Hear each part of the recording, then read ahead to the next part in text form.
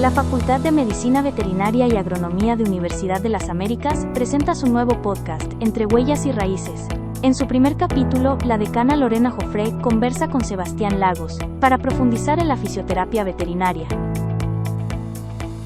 Muy buenos días, bienvenidos al podcast de la Facultad de Medicina Veterinaria y Agronomía, Huellas y Raíces. En este primer capítulo vamos a estar aquí conversando con el doctor Sebastián Lagos. Hola, Sebastián. Hola, buenas, ¿cómo estás? Muy bien, aquí también contentas de partir este primer podcast. Sebastián Lagos es, académico de la facultad y también es especialista en fisioterapia, médico veterinario, especialista, ¿no es cierto?, en rehabilitación veterinaria, así que vamos a conversar de varios temas interesantes el día de hoy. Sebastián, ahí te dejo la palabra. La verdad que la rehabilitación o la fisiatría básicamente es una disciplina que es parte de la medicina veterinaria. Esta disciplina ya es muy transversal, es relativamente nueva, si bien yo, por ejemplo, cuando comencé hace 10 años atrás, pero cada vez ha tenido mucho más fuerza, porque claro, ya se entiende que la rehabilitación se puede utilizar tanto en pacientes prequirúrgicos, por ejemplo, postquirúrgicos, incluso animales que tengan ya dolores crónicos. Entonces esto, la verdad que es una gran herramienta que tenemos ya en la medicina y que se está instalando cada vez más fuerte. Vale. Qué interesante. Bueno, tú mencionaste que la rehabilitación entonces se utiliza de manera prequirúrgica antes de una cirugía, cuando hay que hacer manejo de dolor y también posquirúrgico. Entonces, partamos conversando un poco en qué casos más comunes tú recibes prequirúrgicos, para que la gente se identifique y sepa cuando le toque lamentablemente Sí. esa situación, piense rápidamente que tiene que también incorporar en el staff de médicos veterinarios un especialista en fisiatría. Por supuesto, mire, en casos prequirúrgicos comúnmente esto lo vemos en pacientes, bueno, a mucha gente le va a hacer clic, en pacientes con displasia de cadera. Uno cuando habla de displasia de cadera siempre piensa, por ejemplo, en un pastor alemán. Entonces, en esos pacientes que tienen que comúnmente llevar a un tema quirúrgico, el prequirúrgico es re importante para que no haya tanta pérdida de masa muscular en su recuperación. Otro paciente que también tiene esta tendencia a tener daños y que necesita una cirugía es el paciente con ligamento cruzado. El ligamento cruzado es una patología también súper dolorosa, por ende el postquirúrgico y la cirugía es súper compleja, incluso más compleja que un paciente con displasia de cadera. Entonces en ellos el hacer un buen trabajo previo a la cirugía hace de que después la recuperación sea mucho más llevadera, mucho más fácil. Vale, entiendo. Vámonos ahora a los postquirúrgicos, Por que supuesto. probablemente haya otros casos también bien frecuentes que requieran rehabilitación. Mire, en este minuto, en pacientes postquirúrgicos, además de los que habíamos hablado prequirúrgicos, también voy a hablar un poco más de animales exóticos, ¿ya? Lo que pasa es que en los postquirúrgicos siempre uno tiene que pensar o situarse en el paciente que uno está evaluando. Existen animales, por ejemplo, como los perros y los gatos, que son animales que son ya más de convivencia con las personas, pero hay otro tipo de animales que son animales presas comúnmente, un conejo, por ejemplo, un cuy. Entonces, un postquirúrgico en un animal en ese tipo de especie, por ejemplo, siempre tienes que estar ayudado con un especialista de animales exóticos.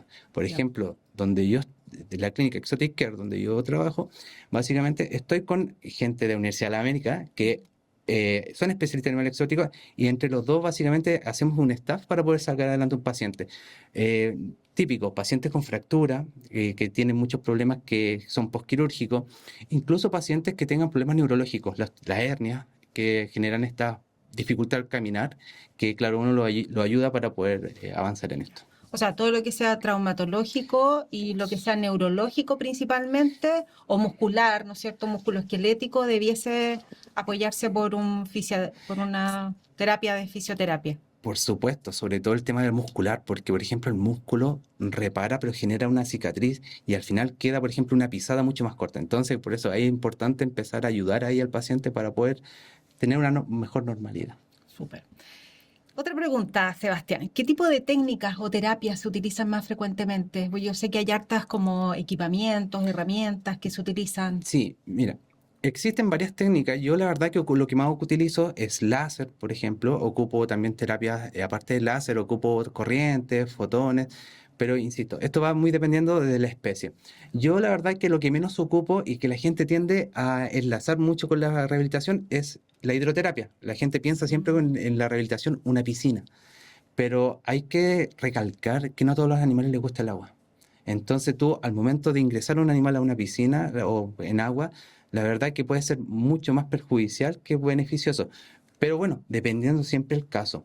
A mí me tocó acá en la Universidad de la América ver un paciente que se llama Luque, de un alumno acá, que se llama Sebastián Sepúlveda, y era un erizo de tierra que tenía dificultad al caminar.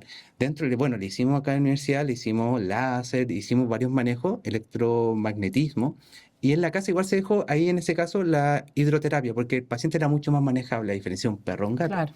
Y este paciente salió adelante súper bien. Así que la verdad que eso es como lo típico de un paciente de rehabilitación.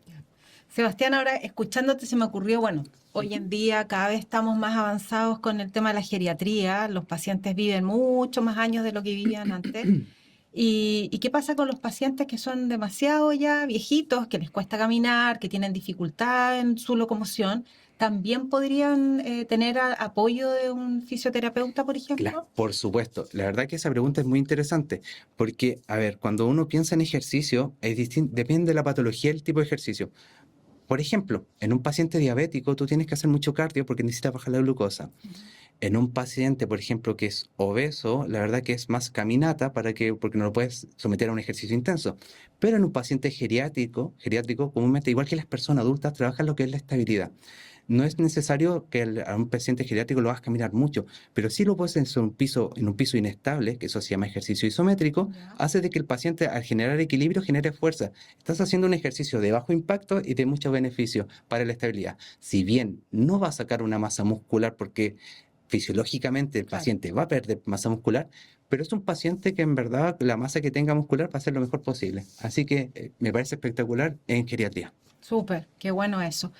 Otra pregunta, con respecto justamente a las especies exóticas, que yo creo que es un desafío desde el punto de vista veterinario, desde la especialidad, y más aún cuando tienes que aplicar una especialidad como la fisioterapia.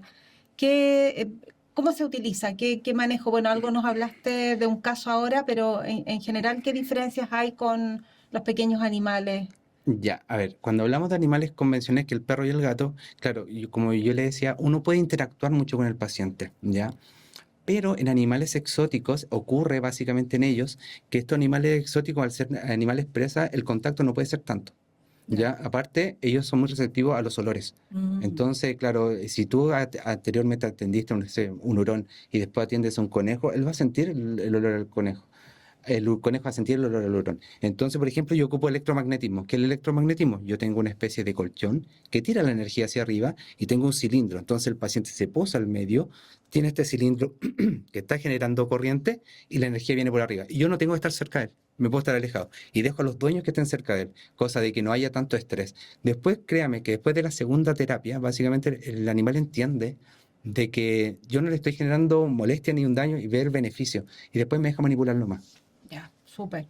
Oye, otra pregunta que un poco la teníamos acá conversada, pero y que tiene que ver con el desafío del trabajo con el tutor. Porque una cosa es lo que se hace en la clínica con el especialista, pero otra cosa es el gran desafío de dar como continuidad a la terapia en casa. ¿Hay ahí una recomendación o cierta característica que uno debiese ver en el tutor para el éxito finalmente del proceso? Mira, dentro del proceso de rehabilitación, el acompañamiento es la base de todo. Y yo me refiero al acompañamiento porque, por ejemplo, con el solo hecho de tener el número de teléfono del caballero o del tutor, en este caso, tú le vas pidiendo videos cada cierto tiempo y vas viendo la evolución. Yo sé que hay muchos colegas que no les gusta dar su número personal, pero yo tiendo a que este acompañamiento sea real en ese sentido. Entonces tú vas viendo si el paciente, por ejemplo, el dueño va mandándome los videos en los tiempos que yo le estoy diciendo. Además, estoy evaluando in situ cómo comenzó a través de un video porque tengo el registro y después cómo va evolucionando hasta que esté el alta. Entonces, es como la forma que yo tengo de asegurarme de que esto va a funcionar. Entiendo, o sea, igual tiene que haber un compromiso, una relación muy cercana para ir también cambiando según la evolución del caso, ¿no? Claro, por supuesto, porque yo creo que todos entendemos, sabemos que de repente los tiempos muchas veces la gente no acompaña. Entonces, claro, a veces tú puedes hacer cambios solo por hablar por WhatsApp y le puedes decir, ahora en vez de hacer un piso inestable, por ejemplo, trata de salir a caminar 10 minutos con el animal. Entonces ahí tú vas haciendo esa interacción. Y sabes que los dueños lo aceptan, lo aceptan súper bien. Y por otro lado, tampoco tienden a, disculpe la palabra que voy a ocupar, pero quizás la gente piensa que los va a molestar o le va a estar hablando demasiado. No, la verdad que ha sido súper buena experiencia ese contacto. Qué bueno. Oye, allí otra cosa más que a mí me llama la atención de la fisioterapia, y bueno, y es el tema del manejo del dolor. Lamentablemente hay pacientes, bueno, y hay enfermedades que producen un dolor crónico terrible, que es muy complejo. ¿Cómo la fisioterapia, o sea, por un lado, es un complemento al tratamiento farmacológico o más bien podría ser una forma de reemplazar la terapia con fármaco? ¿Cómo se utiliza en el fondo el manejo del dolor, no? Ya. Primero, tenemos que determinar cuál es la causa del dolor crónico. Voy a dar un pequeño ejemplo. Supongamos que el paciente tiene artritis o artrosis, ¿ya? Los tratamientos en artritis y artrosis, cuando son en la casa para tratar de no depender tanto de un medicamento, siempre se tienden a trabajar con frío, no con calor.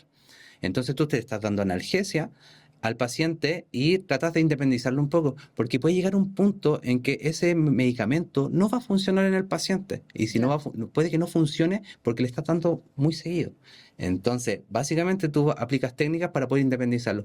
Claramente hay veces que no lo vas a poder independizar, pero sí vas a terminar reduciendo el dolor de forma significativa. Y a veces son manejos súper simples, no es nada tan complicado. Ya, súper interesante.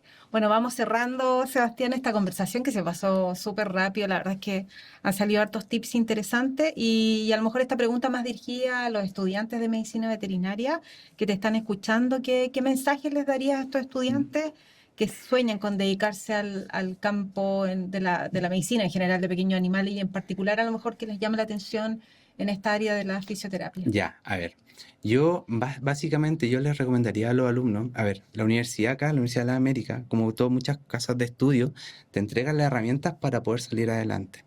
A mí lo que me pasó, yo nunca fui un alumno tan brillante, ¿ya? Pero pasó de que dentro de mi experiencia, a mí yo me tuve que aprender a conocer. Yo entré con 18 años acá. Y yo el mejor consejo que les puedo dar, chiquillos, es conózcanse.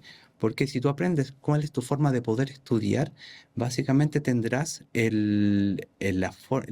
vas a tener la llave maestra para poder hacer distintos cursos y hacerlo de buena manera.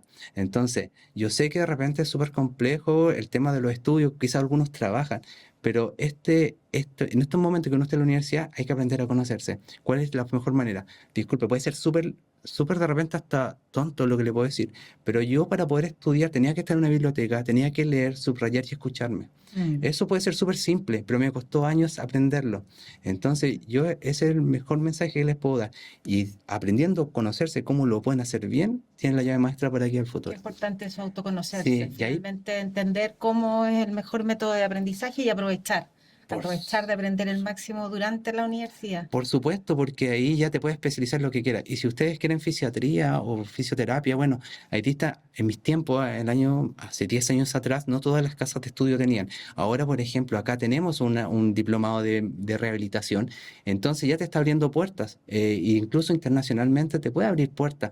Entonces, eso, aprovechar todas las herramientas que ustedes tengan, no desesperarse y aprender a conocerse y estudiar. Eso, bueno, aprovechamos ahí de aparte de agradecer la recomendación que da el doctor, de invitarlos a todos a ver también la cantidad importante que tenemos de postítulos y de diplomados que finalmente te llevan a esa especialidad tan buscada y tan necesaria hoy en día para una mejor atención. Así imagina lo necesario que es, lo importante que es para las familias y para los pacientes.